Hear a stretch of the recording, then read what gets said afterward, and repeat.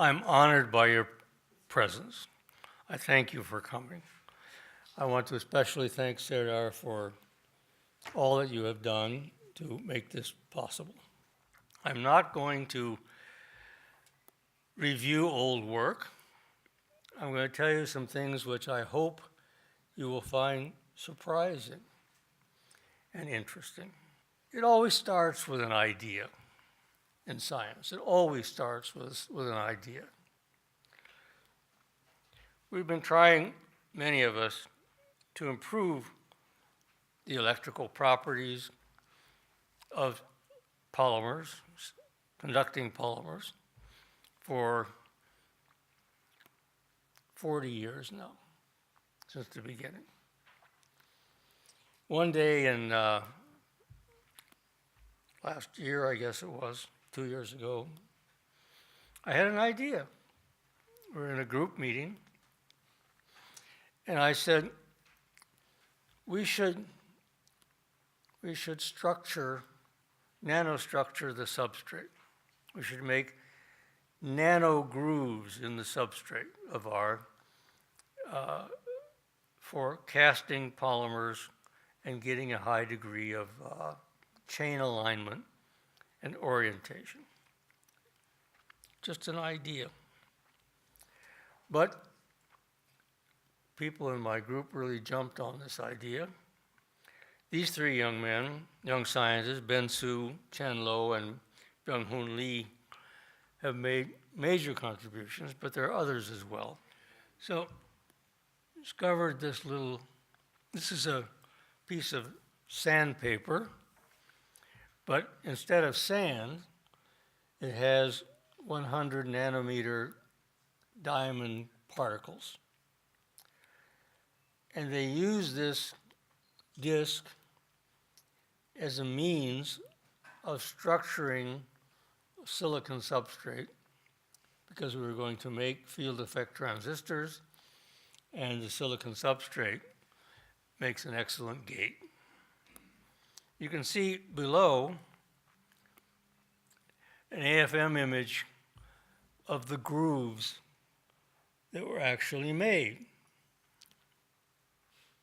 They're very straight, of really long lengths. I mean, here you only see a limited range, but over hundreds of microns, those grooves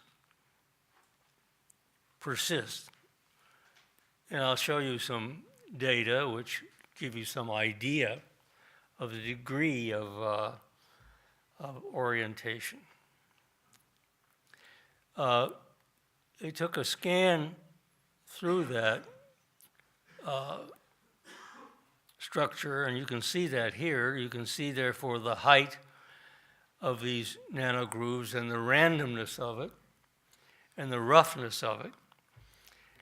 And that roughness along the edges and the irregularities provide many nucleation sites. Because of this idea, we are able to get oriented polymers over macroscopic distances with an orientational parameter that has never been seen before. It's very interesting. If you look at the top of the film, which is opposite to where the nanogrooves are, there's no order whatsoever. If you take the film off and you look at the bottom, you can see that there is order. And if you plot this in a three-dimensional plot, basically the same plot, but here it's visually obvious in that 3D image, you see that the polymers wetted into the grooves. That was critically important because it allows an underlying structure to orient the polymer chains. The next step was a genius idea by Chen Lo what he did was to use capillary action to enhance the orientation. He made a sandwich configuration like this. Capillary action, you know, is what draws the meniscus up in a tube like this. And he put the best of these self-assembling monolayers that draws the meniscus up the highest on the end in order to draw the polymer along these nanogrooves. I never would have thought of this, but it had spectacular results, immediately getting evidence of higher mobilities and remarkable structural order. We did a lot of structural work, GWAX experiment, grazing incidence, wide angle, X-ray diffraction. And you can see here is this 3.5 angstrom pi star, pi, I should say, interaction, which together with the overall analysis of these curves lead us to this beautiful structure for the polymer. Polymer chains are sitting this way, all aligned. Distance between the chains is 3.5 angstroms. And I haven't even shown you what the polymers are yet, but I'll do that in a moment. But I wanted to show you this diagram as we learned better how to orient the polymer chains. We got to remarkable results shown here. You'll notice that this is the pi stacking diffraction peak. Its width is about 1/20th of delta Q is about 1/20th of Q. So the transverse order extends, structural order extends over something like 20 lattice constants. And the longitudinal order along the chain is, as I said, many hundreds of microns, macroscopic distances. So we were successful in orienting the polymers to a degree that has never been achieved with semiconducting polymers, and to a degree which has, I think, in only one other case, been achieved in the whole area of polymer science. Ben Su, this man, had the idea of doing angular resolved photoemission spectroscopy, ARPS. Photoemission we all know about. It was the basis of Einstein's Nobel Prize, discovered in the famous and reported in his famous paper in the Great Year of Science, 1905. Here we're using it as a tool. We have a light source onto the sample. Electrons are emitted, and the emission is proportional to the density of states, of the density of electronic states. Now, if you take the initial incident vector and the outgoing vector, and you draw, as we always do, delta Q, if you align delta Q along the direction of the grooves, along the direction of the chains, because I have proven to you from structural evidence, the chains are parallel to a remarkable degree with each other and with the nanogrooves that we made with the little pieces of, little discs of nano diamond sandpaper. So you can set this up so that you're measuring K parallel along the chain. You can also, if you want, set it up so that you can measure K perpendicular to the chain, or in fact, any direction. I called my friend and colleague, Jean-Luc Breda, who many of you know, and I asked him, I said, we were doing this experiment. We had preliminary results, and I asked him to calculate the band structure. I wanted a full density functional theory calculation. Density functional theory, as you all know, was created by my colleague Walter Kohn and has been developed and is used by everyone, everywhere.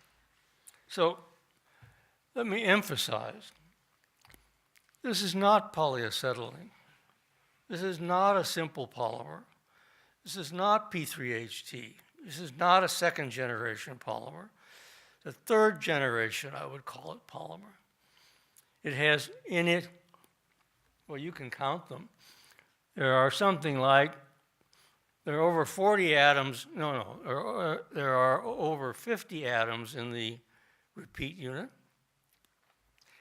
I knew that the pi bands had to be restricted in energy to the energy regime that we saw years ago in polyacetylene.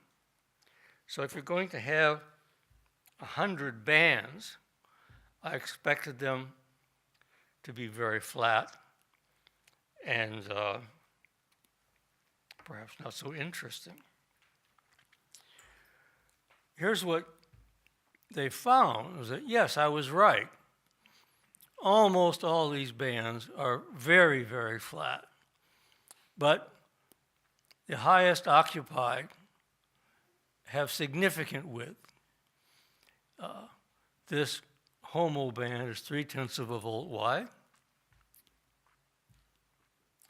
And when you do the photoemission, it was done by Ben Su in Taiwan at the National Light Source in Taiwan with his colleague, Dr. Cheng. These are the experimental results for the for K parallel to the chain. These are the experimental results perpendicular to the chain, and you see the anisotropy that one hoped to see is in fact beautifully evident. The calculation is shown here of the density of states corresponding to this band structure, and the agreement, although not perfect, is pretty damn good. This shows up, this peak is somewhat enhanced, but it's pretty clear that for the first time ever, we were able to see something about the band structure of a semiconducting polymer. Many people, I've been preaching for 20 years, maybe 30, that the correct approach is to use band theory and to use the Maud Anderson disorder picture to extend band theory to disordered systems. Many people, including some of you here, disagreed with me and chose models such as a Gaussian distribution of localized states. Let me show you the truth. So let's take this curve. I want to look very closely at the HOMO band, highest occupied molecular orbital band. So I have to zoom in to here, and then zoom in from that. This is just magnification of the data. What I want you to see is this curve. The dotted line. But each one of those curves is in K-space along parallel to the chain, and there are 24 in the repeat, so each one change the angle a little bit, and you get a bigger K. They're very small, small K, bigger K. So what they did beautifully was measure the band structure of the, now it's actually a little, you get a little bit of help in a one-dimensional system by the rounded singularity that you're all familiar with, which is the reason you get this little peak here, while we can see it. Beautiful, beautiful data. From this data, I can plot the energy versus K. Each one of these curves is for a different K. And here is the energy here. So I can plot energy versus K. It's only been done once for polyethylene, I believe, some years ago by, I think, a colleague in Japan.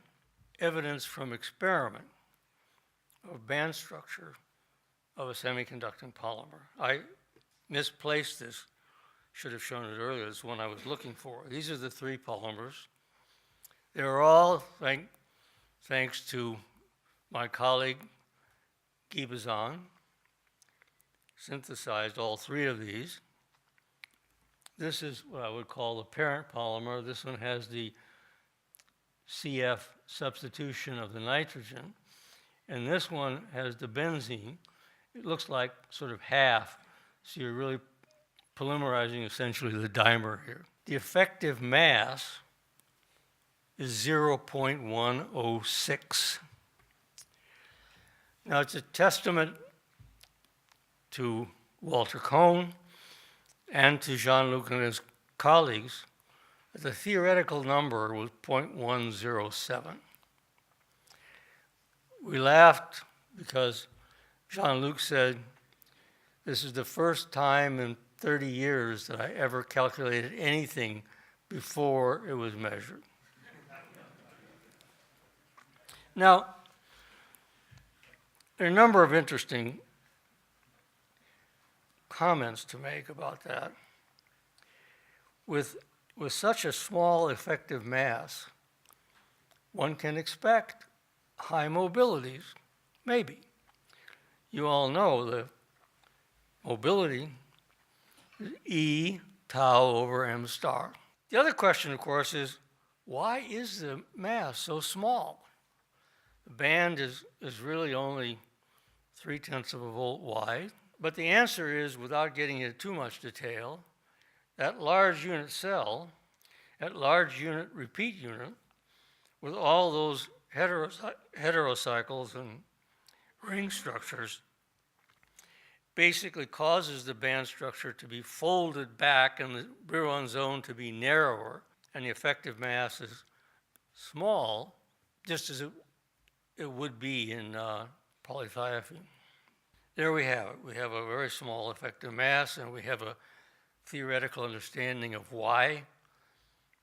And there can be no doubt that the correct picture for the electronic structure of these polymers, when suitably aligned and suitably ordered, is a band structure, quasi-one-dimensional.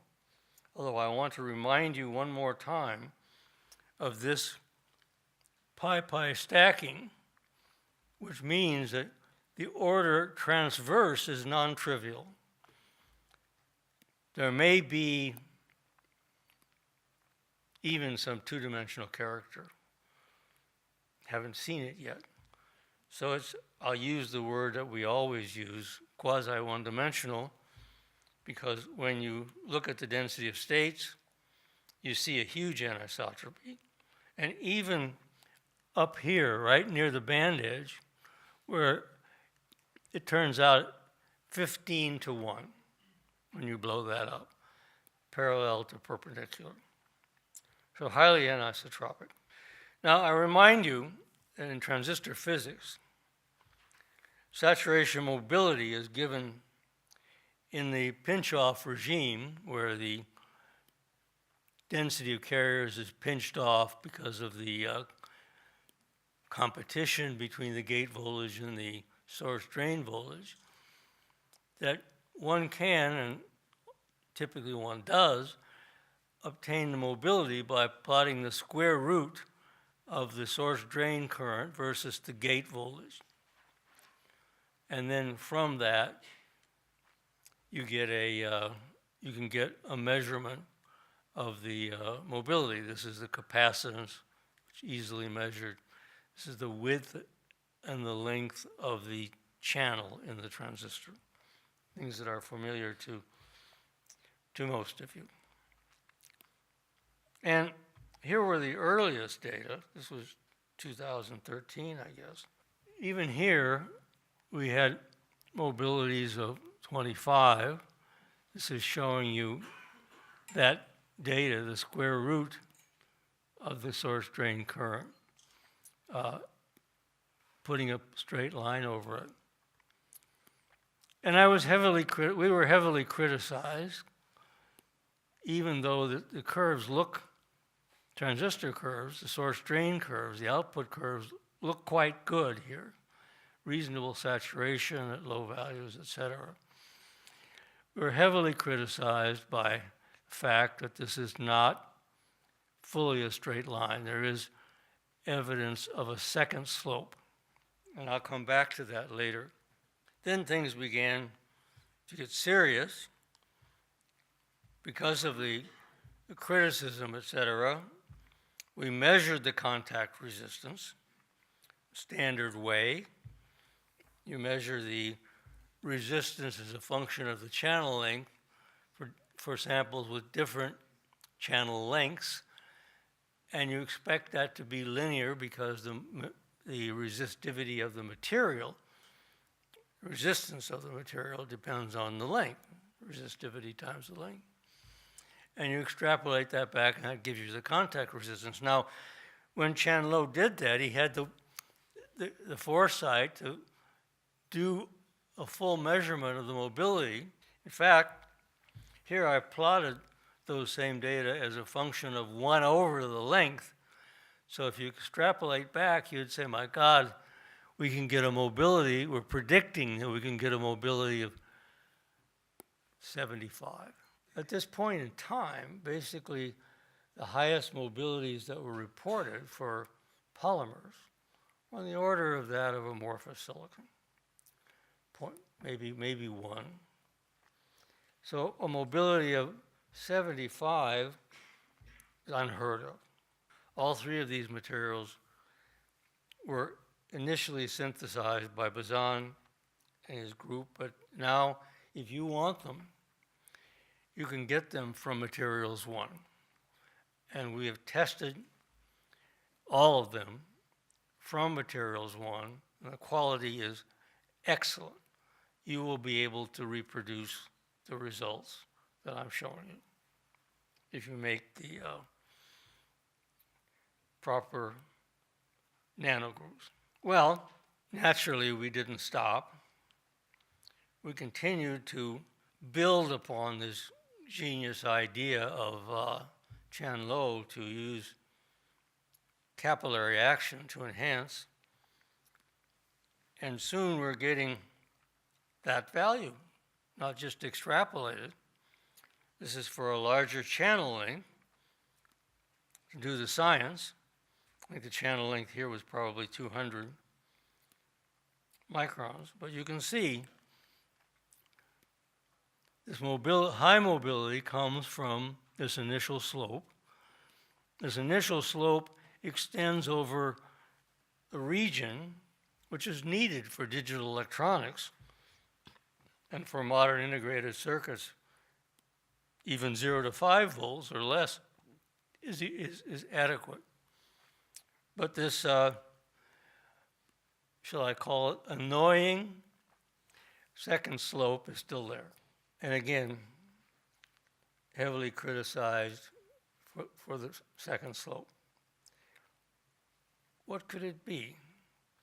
It's possible that the output curves are not sufficiently well saturated, so it's not giving you the right answer. It's possible that the mobility is actually carrier dependent. As you increase the gate voltage in the negative direction here, obviously these are whole conductors, because I showed you the band structure, and remember it was this way, not this way. I mean, expected to be a whole transporting material, but it is. Perhaps as you increase the voltage, we know that you increase the carrier density in proportion. C times the gate voltage is Q, the charge that you injected. So if you divide that by the electronic charge, you get the number of electrons or holes that have been injected. Simple calculation, which you can do on the back of an envelope. So perhaps this implies a voltage-dependent mobility. In order to find out, in order to be sure, in order to give unambiguous proof, we took on measurements of the linear mobility. And what do I mean by that? I want to gate-induce the conductivity and do a 4-probe measurement directly. And measure the linear mobility without any fancy transistor equations, just 4-probe measurement of the resistivity. So we go down to to very small voltages. We measure the current, we measure the conductivity. Conductivity is NE mu, proportional to mobility. And the beauty of gate-induced conductivity measurements is that I know N. I know N because, as I said before, Q equals CV, that's the charge. Divide that charge by the electronic charge and you get the electronic density. Here's a picture of the 4-probe. Initially, conductivity goes up very dramatically, and if you do a calculation using that formula, this formula, I mean, it's taken from that. If you do a calculation, it gives you a mobility of 130, and on the same sample, when you measure it this way with the transconductance, you get about 160. Comparable in magnitude. Then there is what appears to be almost like a phase transition. The mobility, the conductivity drops, the mobility drops to 12. And if you take this slope, you get a comparable number. This was PCD-TBT, the parent polymer, parallel. If you look perpendicular, you also see this. And remember, I told you that there was a great deal of structural order in the perpendicular direction. Same kind of thing.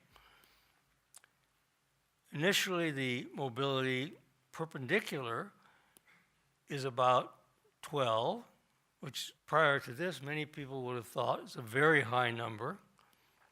And in the, if you just use the slope from the transistor curve, you get 19.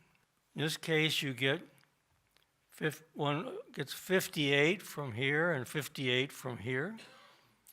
And one gets 20 from here and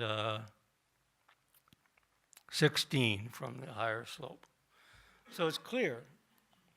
Mobility changes as a function of the carrier concentration. And the remarkable thing is that at these low voltages, you can estimate the carrier density. It's very low, something like 1% per repeat unit. So it's not a Pyros transition. Far too small a carrier density for that. And finally, the third one, I'm sorry. This is the perpendicular. Again, you see the same thing. You see good agreement between the two initial slope here and good agreement between the finals, 1 and 1. And finally, for the fluorinated material, again, in the parallel direction, here you get 73 from this slope, 80 from this, and it drops down after this. I'll call it a transition. I don't know that it's a phase transition, but after this dramatic drop to a mobility of 10 in both cases. In perpendicular, again, there's good agreement. Now you notice, in the context of the statement that I used, a phase transition, it actually may be, because when you go up and come down and come back, there's a huge hysteresis, which is typical of a first-order phase transition. And if you do that many times, you can see what happens. You go through this transition, come back, up and back, up and back. So in every way, it seems like it's a phase transition. And it's reversible with hysteresis. And effective mass changes by a factor of 10. So naturally, the question is, what's the mechanism? And there I don't know. I don't know. It may be free carrier or polaron to bipolaron transition. Bipolaron would have a much heavier mass. That's pure speculation. It's based on an article that I published, whatever it is, 20 years ago, more than that. But I don't know. Marcus Sharber here, I hope, will help us do a gate-induced ESR measurement, difficult experiment, putting the contacts on to do ESR as you inject the carriers. In that context, the hope would be that we will see a strong ESR here, and then it would be bipolaron would have no spin. But I don't know. We'll see what happens when that experiment gets done.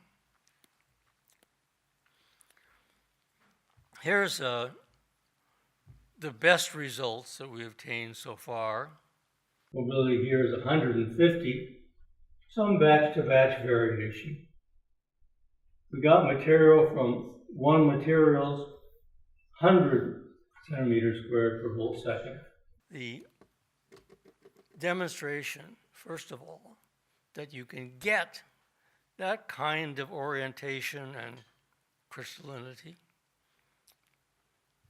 that results in measured anisotropies, that you can actually, for the first time, measure the band structure of a conducting polymer, and that one can obtain electronic mobilities that are greater than 100.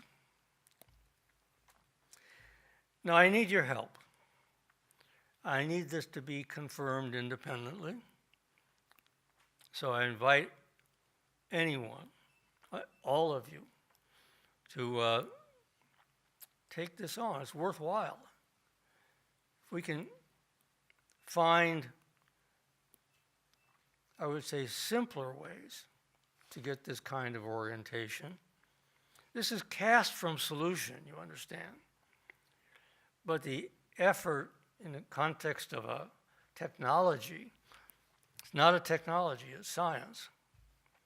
Because the way we do it is to make these nanogrooves, etc., as I've described, and as you can read more detail in the papers. I had hoped for many years that this kind of thing would happen with liquid crystalline polymers, where when you have macroscopic domains, you can orient them, as we all know, in liquid crystal science, with modest rubbing or some technique to break the symmetry. But it hasn't happened. Maybe it can happen. Maybe you can make it happen. Maybe one of you can do it. But despite the fact that there have been liquid crystalline polymers, there are known liquid crystalline semiconducting polymers. No one has been able to orient them to any extent close to what we were able to obtain here. So it's the beginning of a whole new world as far as I can see. If we can orient these things to get mobilities that are you realize that this is a mobility in a polymer which is comparable to that of silicon, single crystal silicon. I never thought in my lifetime I would see it, but in my 80th year, we did. Now, you remember that this famous photograph appeared on the cover of Nature in 1991 of a simple display, single digit, but is on a plastic substrate. That's my hand, that's my ring. I didn't make it, David Brown made it.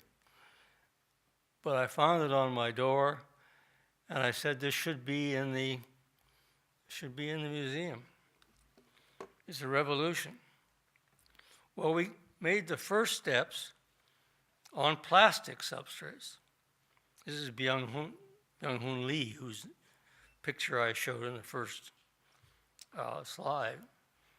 On PVP,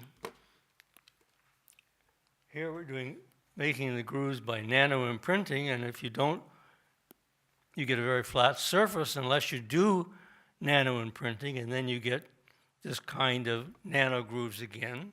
This is a little more sophisticated, nano imprinting in a clean room. But here you get, it's not exactly the same. It's a little more regular because this is actually stamped from a master. Same kinds of phenomena. It's able to get a mobility of 20 on plastic. Nice curves with very little hysteresis. And it's flexible. So, for example, here, these are the output curves. Here he flexed them, tensile bending and compressive bending thousands of times. No change in the mobility at all. So the future of truly plastic electronics looks a little brighter. So I've gone way over, and I'm sorry, but I'm a little slow this morning. And I wanted to emphasize at least what I think is the importance of these discoveries. This directed self-assembly of semiconducting and metallic polymers represents a truly important opportunity. We have not yet done it for any metallic polymers, but we will be able to. For the first time, we can measure the one-dimensional density of states in oriented films and have good agreement with theory, and we can measure these remarkably high mobilities.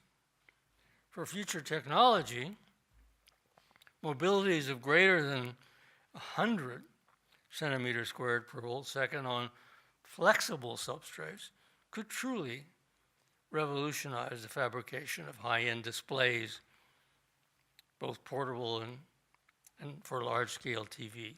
So I had an idea. It involved a certain amount of risk, but as I stated many times in this book, you should never lose your nerve. You should go for it. And we did. The origin of the title of the book is from a play. Ruth and I have been great fans of the theater for many years. We went once to see a play called Master Class. It's a one-woman performance, and she's playing the role of the great soprano, Maria Callas, after she had stopped singing. She was giving a master class.